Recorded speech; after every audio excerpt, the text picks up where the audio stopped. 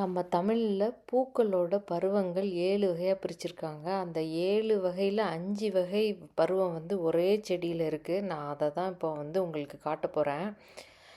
First வந்து பார்க்க போகிறது வந்து அரும்பு. அரும்புன்றது வந்து ரொம்ப சின்னதாக இருக்கக்கூடிய ஒரு இது, மொட்டுக்கு கொஞ்சம் முன்னாடி இருக்கக்கூடிய ஒரு ஸ்டேஜ். அதை தான் நம்ம வந்து ஃபஸ்ட்டு அரும்புன்னு சொல்லுவோம். சின்னதாக முதல்ல வரக்கூடிய ஒரு பருவம் தான் அரும்பு. நம்ம அரும்பு பிச்சி புல்லாம் அரும்பை தான் வந்து முதல் நாள் கட்டுவோம். அதுக்கப்புறம் இருக்கிறது வந்து மொட்டு. மொட்டுன்றது வந்து இதழ் வர ஆரம்பிக்கிற ஸ்டேஜ். சின்னதாக அரும்புக்கு நெக்ஸ்ட் ஸ்டேஜ் வந்து மொட்டு.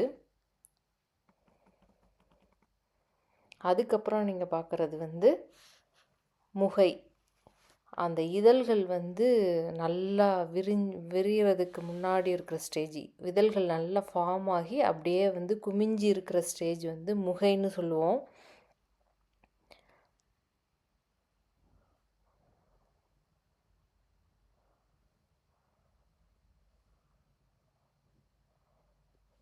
அதுவும் முகை தான், இதுவும் முகை தான். அது சின்னதாக இருக்குது. இதில் வந்து இதழ் வந்து நல்லா ஃபார்ம் ஆகிருக்கு. இதுக்கு நெக்ஸ்ட்டு ஸ்டேஜ் தான் வந்து மலர்.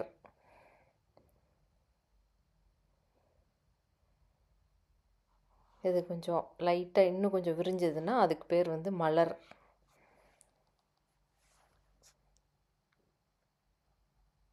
அதுக்கப்புறம் இருக்கிற ஸ்டேஜ் வந்து நல்லா பூ விரிஞ்சு ஃபுல் நம்ம பூன்னு சொல்லுவோம் இல்லையா, அந்த ஸ்டேஜ் வந்து அதுக்கு பேர் தான் வந்து அலர். அது மலர், இது வந்து அலர். இது வந்து ஃபுல் ப்ளூமாக இருக்கிற ஸ்டேஜ் வந்து அலர்னு சொல்லுவோம். அதுக்கப்புறம் லைட்டாக காய ஆரம்பித்தா அதுக்கு பேர் வந்து வீழ்ச்சி, அதனால் வீன்னு சொல்கிறாங்க. இதுதான் ஃபுல் அலர். இதுக்கப்புறம் இருக்கிற ஸ்டேஜ் வி. அதுக்கப்புறம் நல்ல இதழ்கள்லாம் காஞ்சி கீழே விழுந்துச்சுன்னா அதுக்கு பேர் வந்து செம்மல்னு சொல்கிறாங்க. இதுதான் 7 பூக்களின் பருவங்கள்.